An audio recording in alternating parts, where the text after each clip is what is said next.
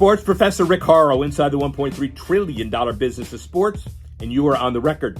A unique podcast, at least I hope so, that talks about the past 50 years, COVID, and the next 50 years of the sports business, where it's been, what the challenges were, and where it's going. Every week, we will theme it around major events and a mega interview, and hopefully you'll be entertained and you might even learn something. Sports Professor Rick Horrow, and you're on the record. Well, we're usually in New York or South Florida. This is South Florida, but it doesn't get any farther south. We're in Key West, kind of celebrating what was right in 2024, the beginning of 2025. For On the Record this week, we'll look at the top 10 sports business marketing legal issues for 2024, 10 to 1. We'll do the same thing for 2025 next week. And by the way, we'll end this with a big interview, the top interview we had from this last year. The T's, we had Coach K, we had Gary Bettman, we had a number of people who were friends who gave of their time. Top interview, I think, because of the legacy left and the timing, Pete Rose. We'll get to that in a few minutes. But let's look at the top issues, 10 to 1. Number 10, the PGA Tour and LIV, the merger is still underway. Unresolved regulatory issues may cause it to be a little difficult. The new deadline set for mid-2024 with the Justice Department, new commercial entity that combines the assets of both tours, is on target. PGA Tour recently secured $1.5 billion of funding from the Strategic Sports Group, and also Rory McIlroy, Tiger Woods, others may be on board. See what happens with that. That's number 10. Number 9, NFL global expansion, breaking records and setting new standards in 2024. UK, Germany, Brazil. Sao Paulo, the beginning game between the Packers and the Eagles, sellout crowd of 45,000 at Corinthians. Germany's matchup in Allianz Arena in Munich between the Giants and the Panthers drew 75,000 fans with two teams that probably didn't deserve those fans. Munich, 40 million in local economic activity. Occupancy rates in Sao Paulo at 98%, clearly successful all over. Number 9. Number 8, private equity, order of the day, the Bills and the Dolphins with Ares Management and Arctos Partners, about 10% equity partnership investment, respectively. The NBA, as you know, permits private equity ownership of up to 30% per team. Firms like Blue Owl Home Court holding stake in multiple franchises. The Sports Franchise Index, developed by Arctos Partners and the Michigan Ross School of Business, indicates team values in the major leagues have grown 13% compound annual growth rate since 1960, outpacing traditional assets, by the way, like equities and other funds. Don't get excited. You need a lot of capital to play that game. That's number 8. Number 7, Warner Brothers, Discovery, and the NBA settle legal disputes over broadcast rights. Conflict began where the NBA awarded 11-year, $77 billion media rights to Disney, ESPN, NBC, NBC Universal, Amazon Prime Video, excluded TNT, who said they had a right to match, argued about the right to match inside the NBA. A great show has now been taken over with a license deal, ABC, ESPN, starting in 25-26. The resolution concluded a contentious period between WBD and the NBA, ensuring the continuation of popular NBA-related programming and content distribution across multiple networks. That's number 7. Number 6, UFC's record-breaking year in 2024. 42 events, 21 cities, and 10 countries, 144 million in live gate revenue, 29% year over year, 394 million by mid-year. UFC 300, very successful at T-Mobile, and then UFC other events, 306, at the Sphere in Las Vegas. It's not necessarily who wins, but it's certainly necessarily what the venues are like. And who does win? The industry.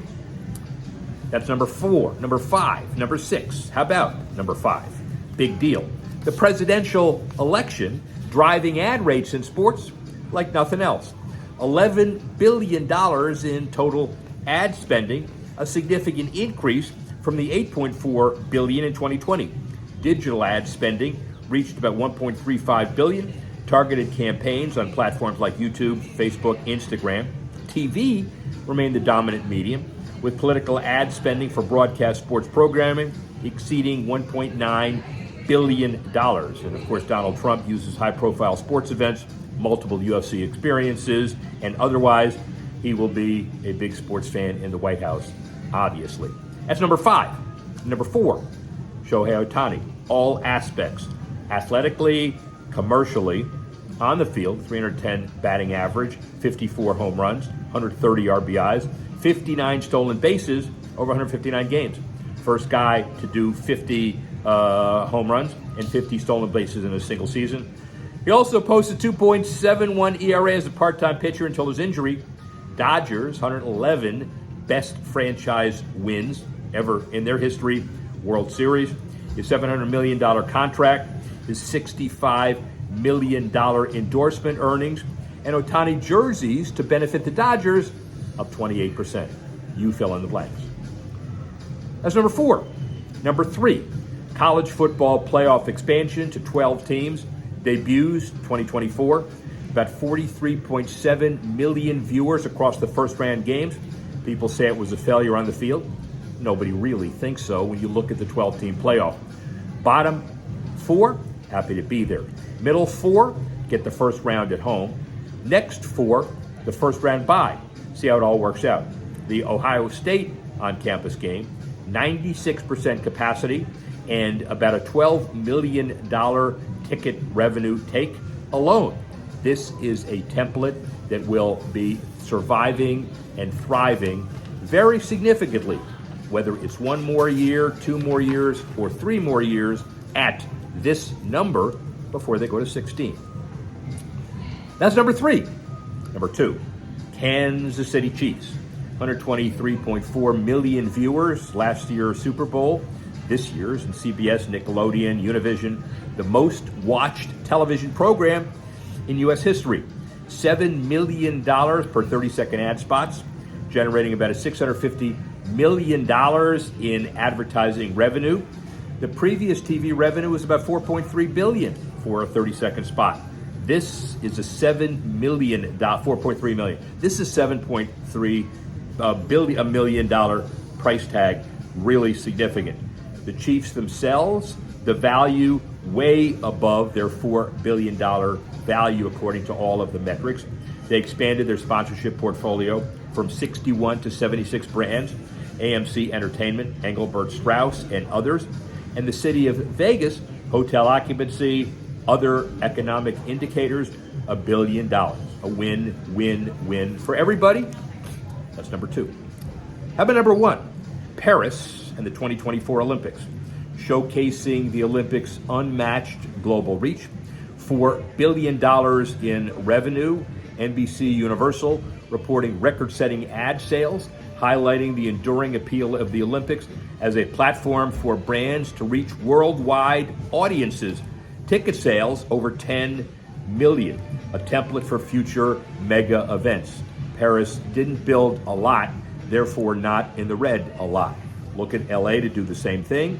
Some issues relative to Italy in the winter, but they'll all get worked out. The Olympics continues to carry the day.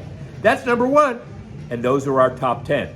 Coming up next week, the top 10 to look forward to in 2025. In the meantime, a hero in some quarters, controversial in others, a long, candid, timely interview with Pete Rose this summer at a conference as part of the SEICon event in Vegas in the summer. Pete Rose was anything if not candid, involved, significant. And the bottom line of all of this is that we didn't know this would be one of the last interviews that were ever held with Pete Rose. With all of the other interviews to choose from, Coach K and Gary Bettman and other commissioners, this was showcased as the best of in 2024. Here's Pete Rose now. Well, ladies and gentlemen, exciting 2024. Excited to host On the Record every week. Next week, we'll look at 2025. But every week, we hope to teach you a bit. The riveting, hopefully, interviews continue to carry the day. I'd like to thank Callie Kazir for helping us put this deal together. We'd like to thank all of you for listening and watching, make the show worthy of our time and effort in bringing it to you. And the bottom line is continue to look for this $1.3 trillion business of sports to carry the day. I'm the Sports Professor Rick Horrow. See you next year. I want that for my Christmas tape.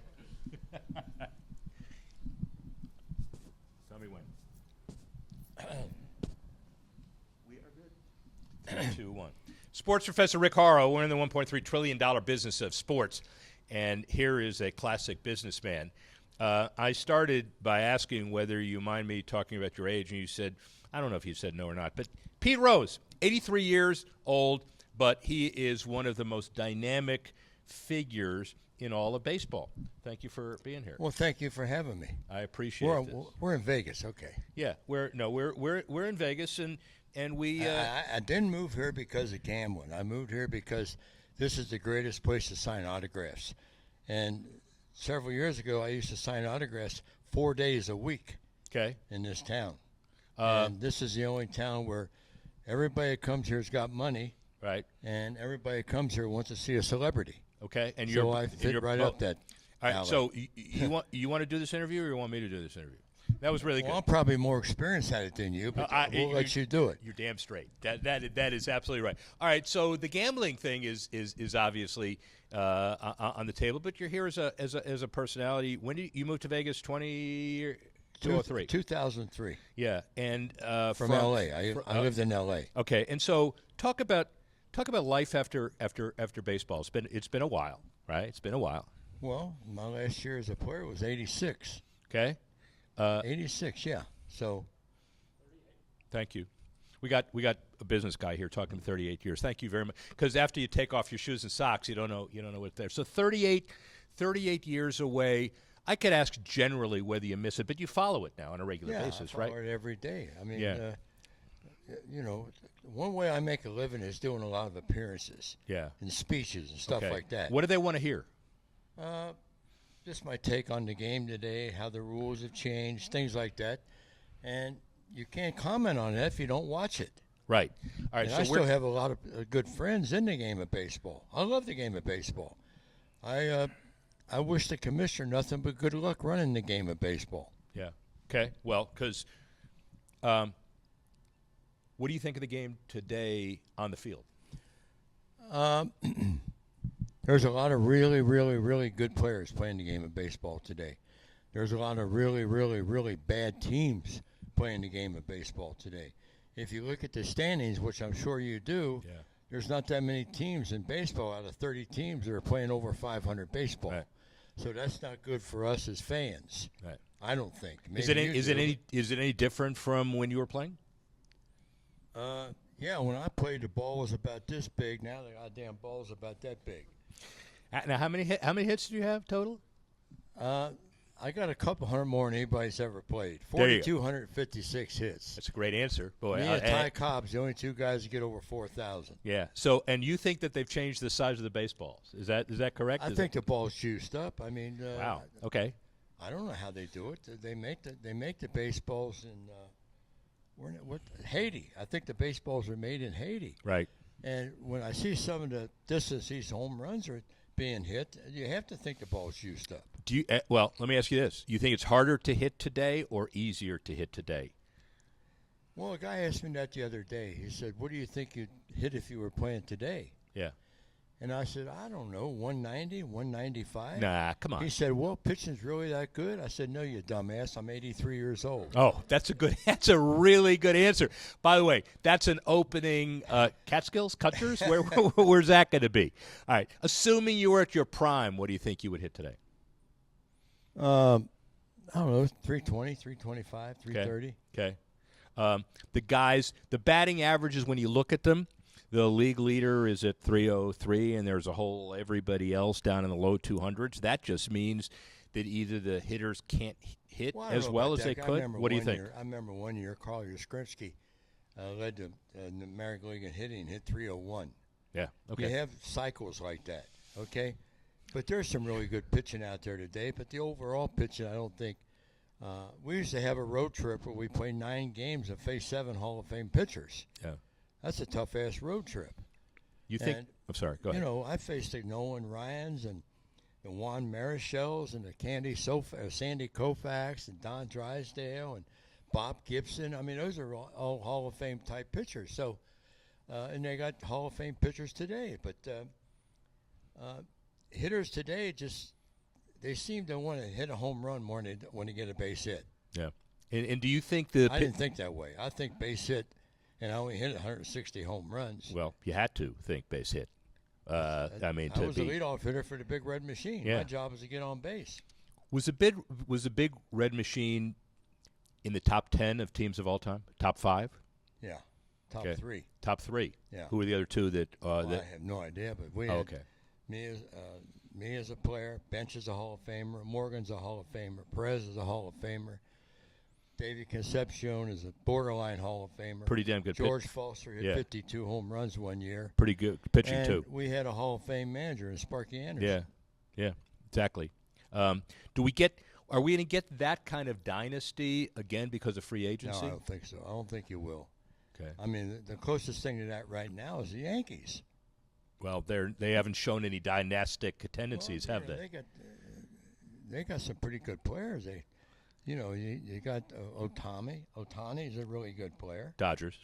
Betts is a really good player. Dodgers. Right. Freddie Freeman. Freddie Freeman. We talked about that. Player. Right. I mean, the Dodgers probably got the best personnel today now, and they're playing well. Yeah. If you waved a magic wand today, and I know this is a boardroom issue, but there's a lot of opportunity for teams to buy their way into stardom, and a lot of teams like the A's where they don't have the opportunity to do that. How do we change that? You have to have a product that you have to sell to get the people to come to the ballpark. Yeah. You know, I didn't play in the largest market in the history of baseball, Cincinnati. No, but you had a great following. Well, we did. Why? Because we won. Yeah, right. I mean, the name of the game is to win. Right. People don't want to go out and spend their money to go see a losing baseball game or a losing football game or a losing basketball game. And you had an owner that smoked a lot of cigarettes. She was great. Yeah. I love Marge. Yeah. Marge was okay. I'm sure she treated you well, too. Sure. Well, yeah. I was her favorite. Who wouldn't be? I made her a lot of money. Yeah, there you go. That's a good answer. That's correct. She was in it for money. That's correct, yeah. Do you realize we were just talking at this conference, it was SEICon conference, which is amazing. We were talking about 50 years ago and how things have changed, and we did the opening statement. You realize 50 years ago yesterday, Steinbrenner bought the Yankees for $10 million. $10 million. Wow, now he's got players you couldn't buy for $10 million. You could buy them for a week, yeah. Maybe, right? Buy them for a week. That's, all sports have changed like that. Yeah. Football has changed like that. Basketball. You see the salaries these basketball players are making? Well, look at the TV contracts. I mean, that is all related to that. We had TV. We were in a startup of TV contracts. But when you got basketball players that are mediocre making $50 million a year, that's a pretty good job. Yeah. Do you watch? For any of you guys that are small, forget about it. Yeah. Take growth hormones. Pads. Yeah, so but play basketball. There are hormones that you can grow in certain ways, but you're not growing in other ways. We'll just leave it at. You know how to make a hormone? Don't do it. Don't pay her. Yeah, don't. Whoa, there's another answer to that. Okay, well, we can't cut this stuff, so I'm sorry. We can't cut this stuff. The unfiltered Pete Rose. There we go. Talking about dog teams, you can fill in the rest of the word. Is Vegas going to support the A's when they move here? I hope so. But whether it's Vegas or whether it's this town or that town or this town, they're not going to support them if they don't win. Yeah, that's a good point. Yeah. I mean, money's hard to come by today. Yeah. And why do you want to support somebody that's going to lose 100 games? Yeah. And they can't win in Oakland. Yeah. Yeah. Oakland was a pretty good team back in the 70s. But remember when they strung together Moneyball and they had a couple of really good years with no salary dollars? But that's rare, right? As we know. It's rare, especially today. I mean, you get what you pay for. Yeah. And the Raiders, they came here and had a couple good years, but now they're not doing so well. People aren't going to support bad teams. Yeah. There's too many good teams to support. Does Charlie Hustle believe that Major League Baseball players give it their all now, or do we need to kick them all in the ass? Well, that's a big statement because I'm not going to tell you when I played, everybody played like I did. Okay. There's some guys that bust their ass every day, and there's some guys that will never bust their ass. Yeah. And it's up to you as manager or general manager to get rid of the guys that don't bust their ass. More Because players. it's like cancer on the team. Yeah, more players don't bust their ass today or Well, before. Are they all entitled a today lot or of players not? bust their ass today, then they get the big contract. Yeah. Then And they they go don't on anymore. cruise control. Yeah. Yeah. Okay. I would never do that. Guaranteed contracts good for baseball or not? Good for the players. Yeah. Okay. What about the industry?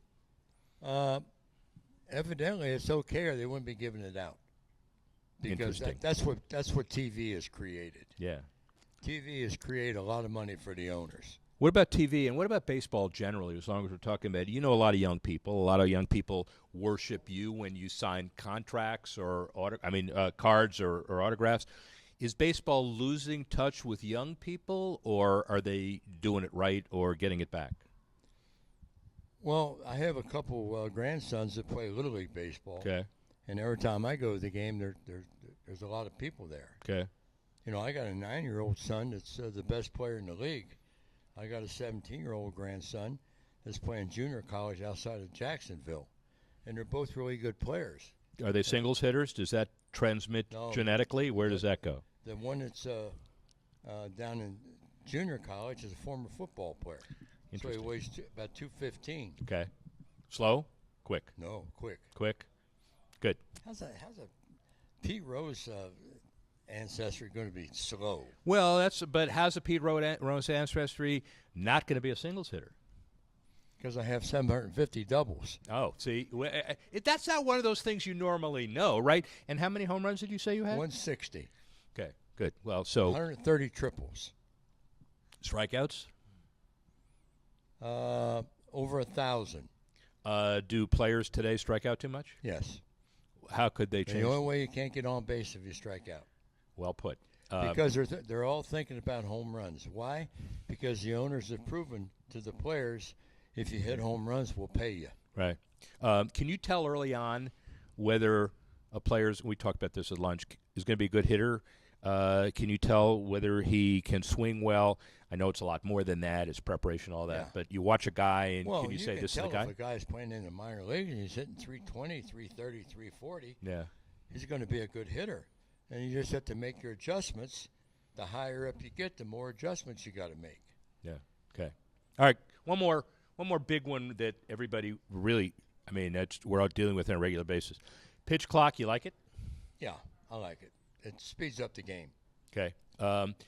Starting a runner. I don't like starting All right. That's what I was going an to. extra inning game with a man on second. Because it's not pure baseball. It's not pure baseball. What about the shift? Do you like the anti-shift rules? I wish they'd have shifted on me. I'd have got 5,000 hits. Well, see, that's interesting. That is a great, by the way, that's a great comment, ladies and gentlemen. There's certain play guys, them anywhere, right? Certain guys you want to shift on because they're left-hand hitters. They prove to you they can't hit the ball to left field. Yeah. So put everybody over there. Yeah. But that's all doing your homework. Do you miss being around the game? Well, I'm about 4 feet from the game every night. Okay. That's home watching TV. Yeah. I don't need to be at the ballpark. Okay. Because if I go to the ballpark, all I do the whole game is sign autographs. Yeah. Yeah. And then I'm pissing at people all sitting behind me from all the people coming down to get autographs. Oh, I think they're probably all going to tolerate you because they're going to want their share of autographs, Yeah, too. but they're paying big bucks. I don't sit in the upper deck when I go to the games. Got it. Really big bucks. You probably sit in the upper deck. I don't sit in the upper deck. I'm going to sit from now on right next to you because I think that's where the action No, is. you belong in the shit house.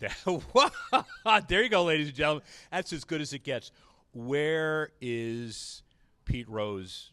What are you going to do for the next half of your life? You're 83. What's next? What are the next 83 Damn, years I'm going to look set like? another record, the oldest man ever Oldest lived. man ever lived. You got me doing 176? 166. Wow. 166. Yeah. What's your short-term plan? What do you do every? I want to devote my time to watching my grandsons escalate in the game of baseball. Okay. because I go to their games and I talk to them all the time. And my son tells them the same thing I told him. It's just the next generation down. Yeah. If I can help one of my grandsons become a big league baseball player, I've accomplished something. That is brilliant, and it's an honor to be with you, even though you tell me I ought to be in the shithouse. Thank you very much. I really appreciate that. Just kidding. I know you are. Thank you, Pete.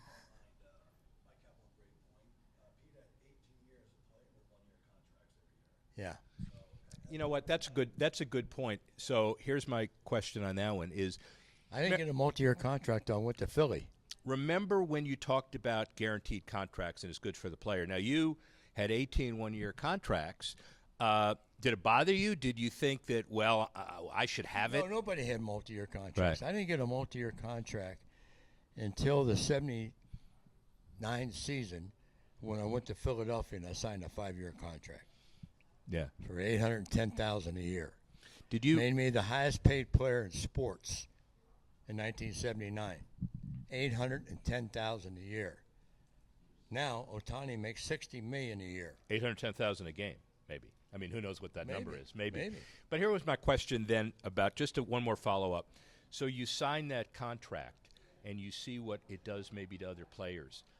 Do you think subconsciously or not you change, or do you go out and play the same way every day, even with that 5-year contract there? Well, that's the individual. Yeah. I want to prove to the team that they did the right thing by signing me. Plus, I went to Philadelphia, and we won a World Series and finished second in another World Series. So, and the World Series we won was the first time in 86 years. And that's a long time to wait for a World Championship. Well, and the only people that almost love you as much as people in Cincinnati is people in Philly. They love you. But by the way, everybody in the world loves you. It's really exciting I to be went to with Philadelphia, and always ever told they're tough fans.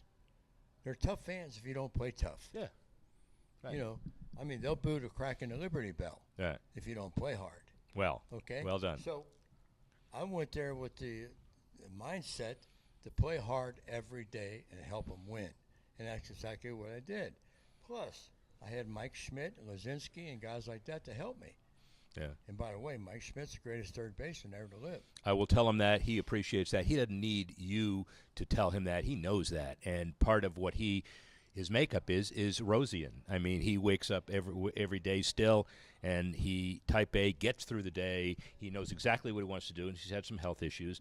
And, you know, you get through the day, too. So he reminds me of you, and you remind me of him, and I'm honored to be around you. Thank you very much. Well, think about it. You got a moment. You got tape, right? We're good. Okay. We okay? Don't turn it off. We all right? Good. All right. Here's how lucky I've been in my baseball career. Okay. I played with Mike Schmidt, Barry Larkin, Joe Morgan, Tony Perez, Johnny Bench, Gary Carter, Andre Dawson, Tim Raines, and Frank Robinson. What do all those guys have in common? They'd run through a wall. They're all in the Hall of Fame. Okay. That's the kind of teammates I hung around with. Yeah. And you got a right-hand pitcher named Tom Seaver and a left-hand pitcher named Steve Carlton. Okay. Now, when you're hanging around with guys like that, you better love the game. Yeah. Or you're in the wrong situation. Yeah. Well, that was my career. It's a pretty damn good note. P. Rose, thank you very much again. Plus Sparky Anderson. Who managed them all. Rick Horrow, Sports Professor. Speak with you soon.